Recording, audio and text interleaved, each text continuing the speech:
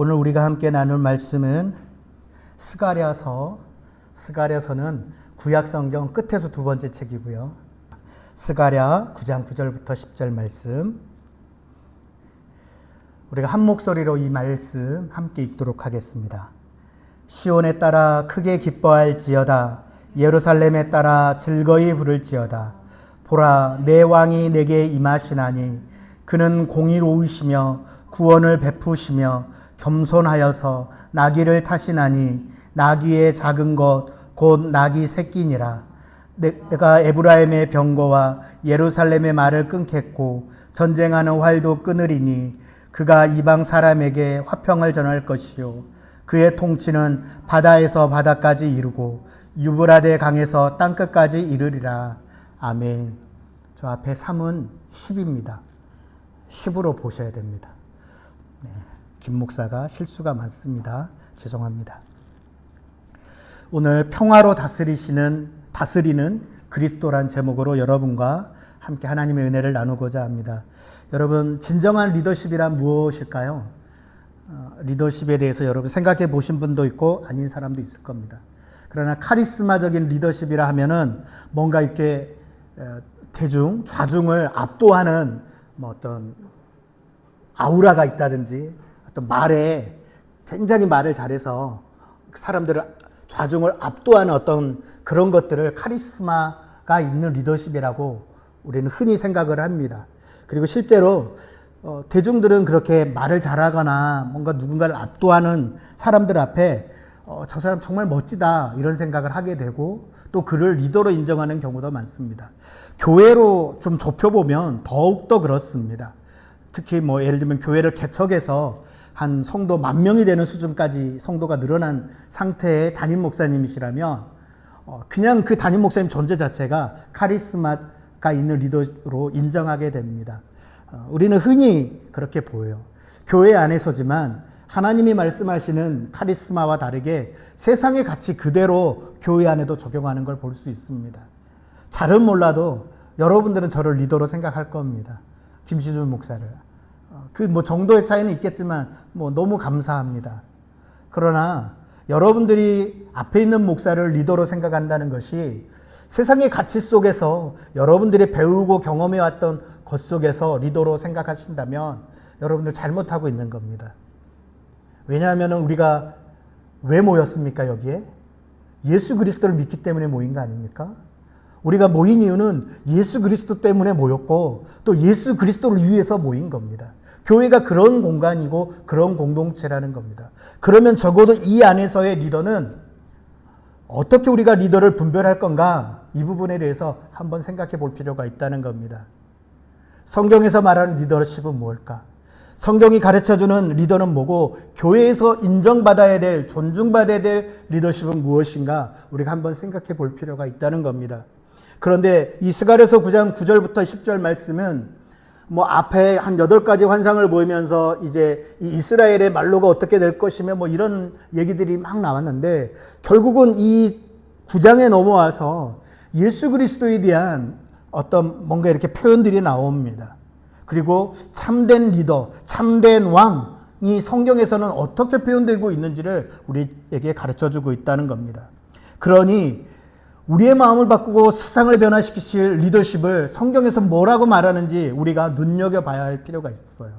우리가 하나님의 말씀을 잘 모르기 때문에 우리가 교회 안에서 어떤 것을 판단하고 세상에서 뭔가를 판단할 때 자꾸 우리는 헷갈립니다. 우리는 자꾸 주저하게 됩니다. 이게 맞을까 그럴까? 들어본 것도 같은데 아닌 것도 같고.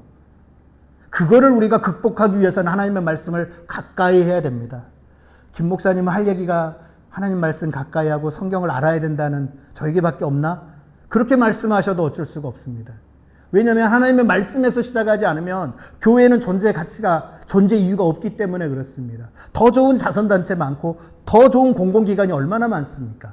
우리가 하고 싶은 것, 특별히 세상의 공공기관은 내가 원하는 것을 하는 그런 공공기관, 그런 사회단체 많이 있잖아요. 거기 가면 되는데 왜 굳이 교회 와서 우리의 시간을 뺏기고 우리의 재정을 써야 되고 또 우리의 육체적인 힘을 써야 합니까? 이유가 하나 있다면 우리가 예수님 때문에 구원받았고 예수님 때문에 새로운 삶을 얻었다는 믿음이 우리 가운데 있기 때문에 그렇다는 거예요. 그러니 우리가 하나님의 말씀을 통해서 그렇다면 우리가 인정해야 될 참된 리더십이 누구인지를 생각해 볼 필요가 있다는 겁니다. 한 명의 리더십이 그 리더가 속한 그룹, 작게는 가정일 수 있고 조금 더 커지면은 자기 회사나 어떤 학교 같은 공동체가 될 수 있고, 조금 더 커지면 그 동네가 될 수 있고, 구가 될 수 있고, 시가 될 수 있고, 나라가 될 수 있습니다. 대한민국은 올해 리더가 바뀌는 큰 일이 있었습니다. 정해진 시간과 어떤 루틴대로 바뀌어지는 게 아니라 어떤 사건이 펼쳐지고 긴박하게 대통령을 뽑아야 되는 일들이 있었습니다.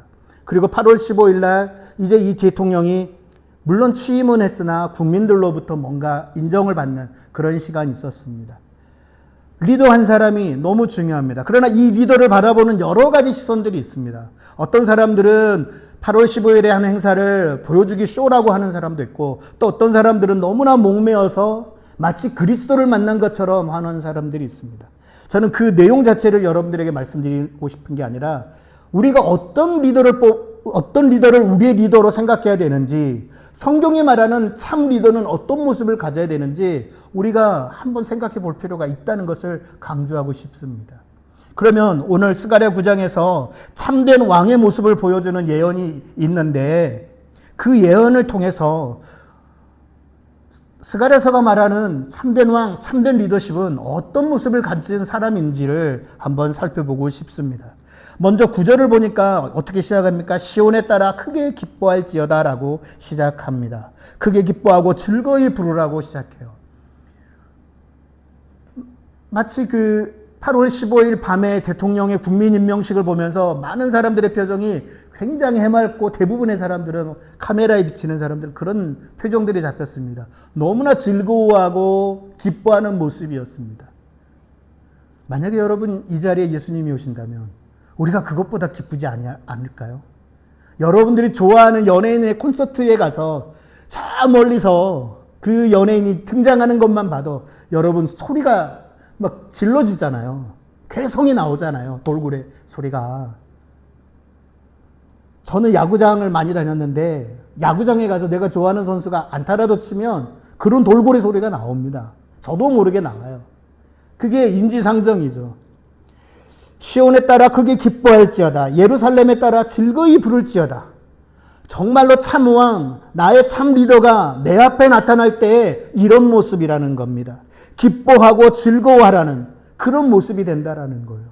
그런데 연예인 한 명만 나와도 그 연예인을 좋아하는 사람이 기뻐하고 즐거워하는데, 이 땅의 참 왕이요 참 리더이신 예수 그리스도가 등장할 때 그때에는 시온의 딸과 예루살렘이 즐거워하고 기뻐하라는 겁니다.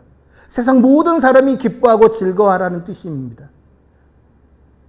나 혼자만 행복하고 즐겁고 감격스러운 게 아니라 세상의 주를 몰랐던 사람들까지도 예수 그리스도의 등장으로 말미암아 기뻐하고 즐거워할 수 있다라는 겁니다. 참 리더가 주는 모습은 이런 모습이라는 거예요. 그런데 이들이 기뻐하고 즐거워할 수 있는 그 왕이 왔는데 이 왕은 어떤 모습을 하고 있습니까? 세 가지 속성을 스가랴는 말합니다. 그는 공의롭다고 말합니다. 당시의 왕들은 어떤 왕들입니까?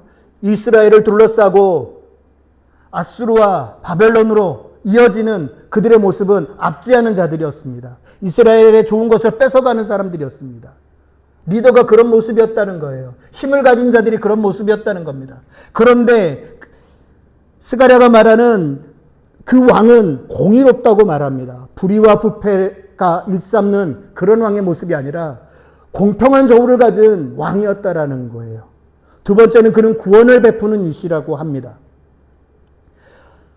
우리가 경험하고 있는 거죠. 구원이 무엇입니까? 구원이 건져내는 거 아니겠습니까? 되돌려지는 것 아니겠습니까? 무엇에서 되돌려집니까? 죄에서 되돌려집니다. 그리고 무엇에서 건져집니까? 어둠에서 생명으로 건져지는 겁니다. 죽음에서 생명으로 건져지는 겁니다. 사망에서 생명으로, 영원한 삶으로 돌려지는 겁니다. 구원을 베푸신다라는 거예요. 세 번째, 그는 어떤 모습을 갖고 있냐면 겸손한 모습을 갖고 있다고 합니다. 세상의 왕들은, 힘이 있는 리더는 화려하고 삐까뻔쩍한 모습이 있지만 오늘 스가랴서가 말하는 예언에는 만나는 그 왕은 그런 모습이 아니라는 겁니다. 화려하지 않고 겸손한 모습으로 오신다라는 겁니다. 그리고 이 왕이 오시는 방식은 세상의 왕들과 완전히 달라집니다. 어떻게 달라질까요? 오늘 표현을 보니까 9절이에요. 9절 하반절에 나귀를 타시다니 나귀의 작은 것 곧 나귀 새끼니라 이렇게 나옵니다. 나귀를 타고 온다 그래요. 본의 아니게 자꾸 대통령에게 초점을 맞추는 게 아니고 그 대통령 취임식에 초점을 맞추는 겁니다. 사람들 사이를 걸어올 수 있게 하고, 그쵸? 그리고 멀리서부터 내려서 걸어올 수 있게 하는 그런 모습을 보여줬습니다. 퍼포먼스일 수도 있지만 이전의 대통령과는 너무나 차이가 나는 모습을 보여주고 있다는 겁니다. 그리고 국민임명식이라는 그 의미가 국민의 대표자들을 뽑아서 그들이 대통령을 임명한다라는 발상 자체는 마치 예수님이 나귀 새끼를 타고 오는 것과 비견해 볼 수 있는 일이라는 겁니다. 나귀는 말이 아니잖아요. 나귀는 볼품이 없어요. 그런 의미입니다. 예수님이 오시는 방식은 장군이 타는 그런 백마가 아니라는 겁니다. 그런데 예수님은 가장 연약하고 볼품없는 나귀, 일상 백성들과 그냥 친밀하게 같이 살았던 그 나귀를 타고 온다는 것은 바로 겸손의 왕, 겸손하신 왕을 보여준다는 겁니다. 왕으로 오시는 예수님이 보여주시는 모습은 나귀를 타고 오시는 건데 그것은 힘과 뭔가 권세 그런 부분을 자랑하는 것이 아니라 도리어 낮은 모습, 사람들과 가까운 모습으로 오신다는 그런 표현을 나타내고 있다는 거예요. 이 나귀를 타고 오신 예수님이 신약 성경 어디에 또 나옵니까, 여러분? 예수님이 예루살렘 성에 입성하실 때, 그쵸? 저기 가서 나귀가 하나 매여 있을 텐데 제자들에게 예수님이 가리키잖아요. 가서 내가 나귀를 데려오라 했다고 전해라. 근데 전했더니 어떻게 합니까? 어서 가져가라고. 그래서 예수님이 마지막 붙잡히시기 전에 예루살렘 마지막 입성하실 때 나귀를 타고 입장하시잖아요. 바로 한 500년 뒤에 이 스가랴 예언 이후 500년 뒤에 예루살렘 성에 입성하시는 의미로 문자적 그대로 확인이 되고 이루어졌다라는 거예요. 마태복음 21장에 그런 사건이 나옵니다, 여러분.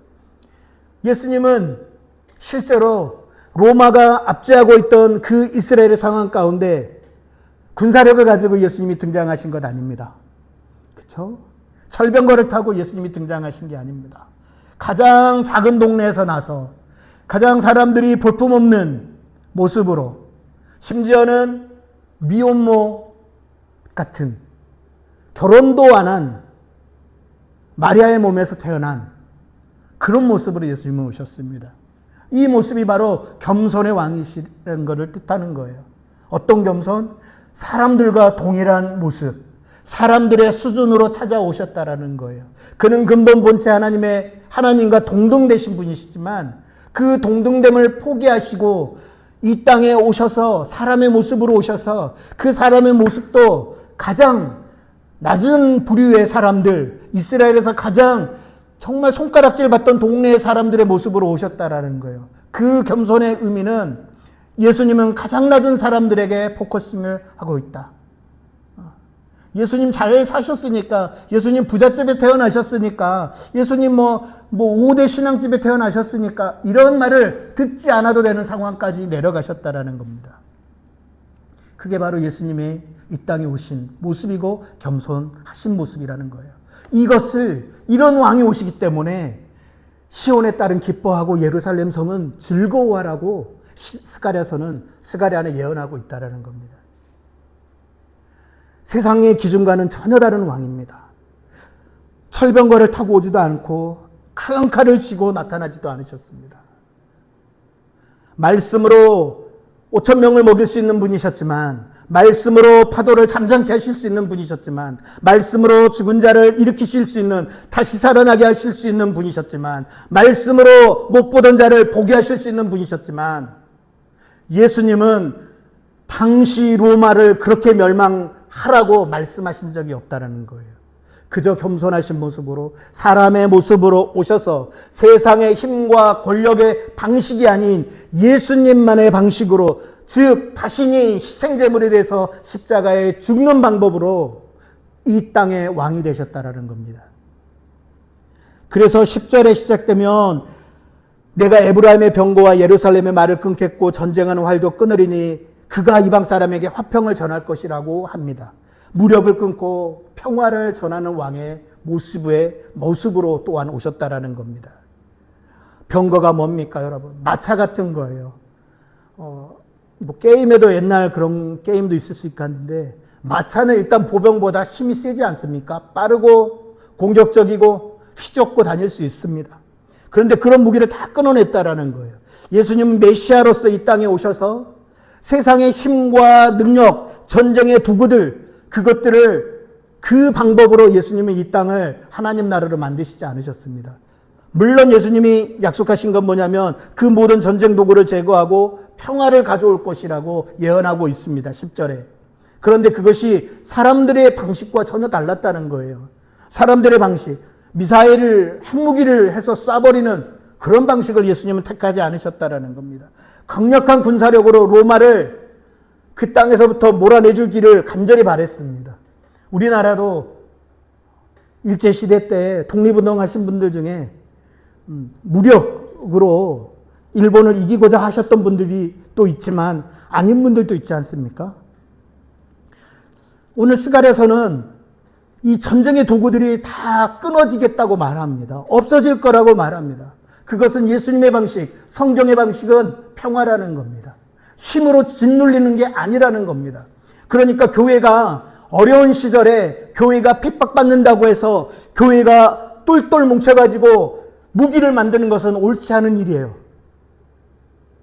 정말로 연약해 보일지 모르지만 교회가 할 수 있는 가장 큰 무기는 하나님을 그 자리에서도 예배하는 겁니다. 우리 스스로의 삶을 돌아보면서 하나님 앞에 기도하면서 예배가 우선돼야 돼요.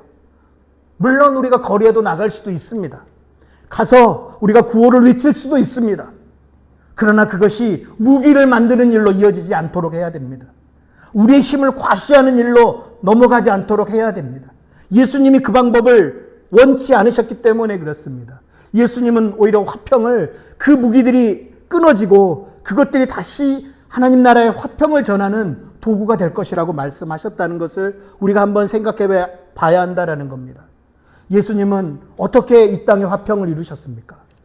예수님은 아까도 말씀드렸듯이 자신이 십자가 희생제물이 되심으로 자신이 사람과 하나님 사이에 그 갈라진 벽에 예수님이 십자가로 쓰셔서 예수님이 그 화평의 가교가 되셨다라는 겁니다. 사람과 하나님 사이에 그 갈라진 틈을 예수님이 직접 막아 서서, 그리고 예수님을 밟고 넘어가도록, 예수님을 밟고 하나님께로 향해 갈 수 있도록 예수님 스스로가 화평의 도구가 되셨다라는 겁니다. 모든 무기와 모든 전쟁과 모든 다툼을 끊어내시고 이제는 화평하라고 예수님이 말씀하고 있다라는 겁니다. 그래서 요한복음 14장 27절에 내가 너희에게 평화를 주노니 내가 주는 평화는 세상이 주는 것과 같지 않을 것이라고 말하고 있다라는 겁니다. 그러니까 우리는 한번 깊이 생각해 봐야 한다라는 겁니다. 예수를 믿는 그리스도인으로서 이 땅의 평화를 우리가 어떻게 가져올 것인가? 우리는 한 번 더 고민해야 된다는 거예요. 세상 사람들이 고민하는 것보다 더 깊은 고민을 해야 한다는 겁니다. 예수님의 통치는 자신이 희생제물이 돼서 미움과 다툼, 분노를 제거하시고 그 사람들 심령 안에 참된 평화를 심어주셨다는 겁니다. 여러분, 어떤 길을 따르시겠습니까? 그리스도인들은, 예수를 따르는 제자들은 어떤 길로 가야 되겠습니까? 우리는 평화의 길을 쫓아야 합니다. 그 평화는 돈으로도 살 수 없고 힘으로도 살 수 없는 것입니다. 오직 예수 그리스도를 통해서 살 수 있는 것입니다. 그러니 여러분, 한 번 더 고민해 보십시오. 이 땅을 우리가 어떻게 평화의 왕 예수를 닮아가고 따라가는 제자로 살 것인지 여러분 한번 고민해 보시기 바랍니다.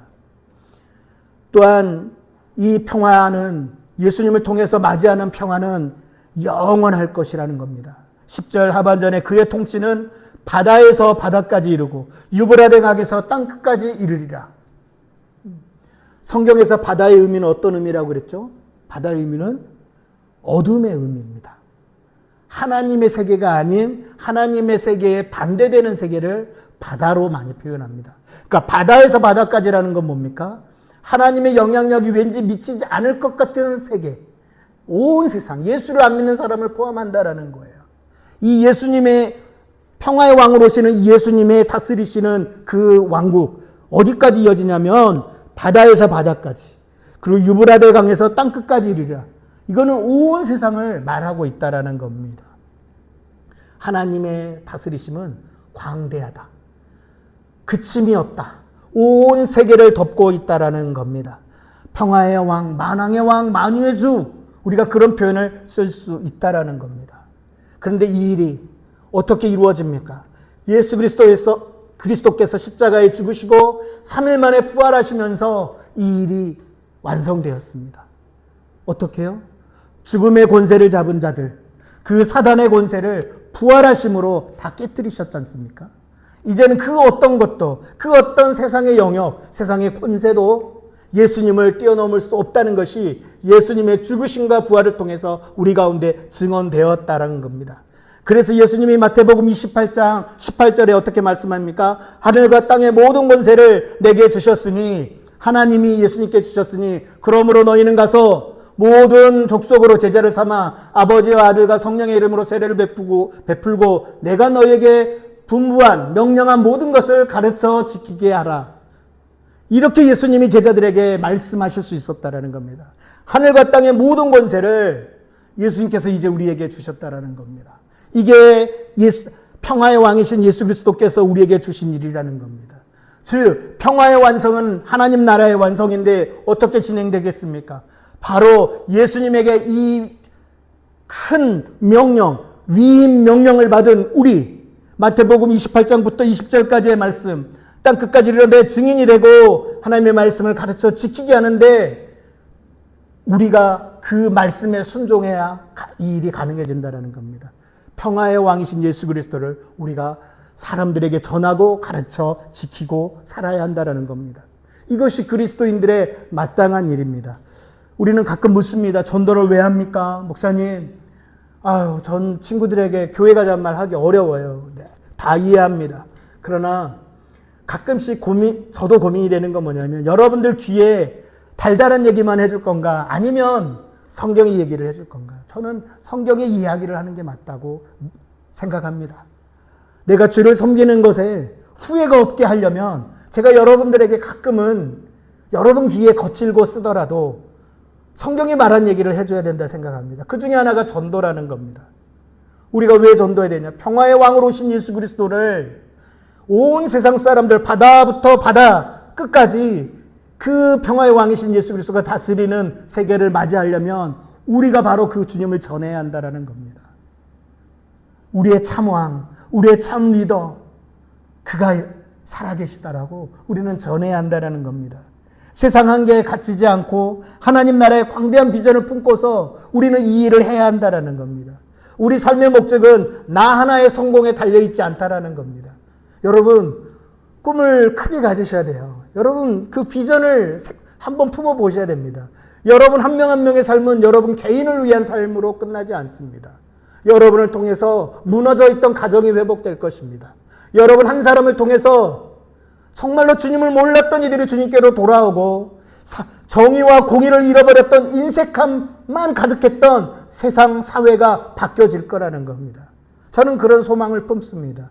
이 자리에 비록 우리 비로소교회 성도들이 몇 명 되지 않지만 여러분 한 명 한 명의 삶을 통해서 여러분 주변이 평화의 왕이신 예수 그리스도가 통치하는 나라로 바뀌게 될 것을 저는 믿고 있습니다. 그러려면 우리가 예수님께서 이 소망을 갖고 우리에게 예언하셨다는 것을 여러분 기억해 내셔야 한다는 겁니다.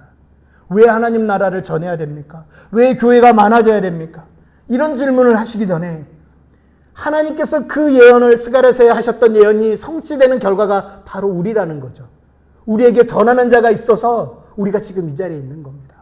우리에게 예수를 믿도록 하신 이들이 있어서, 순교하신 이들이 있어서, 고생하신 이들이 있어서, 수고한 이들이 있어서 우리가 지금 이 자리에 있다라는 겁니다.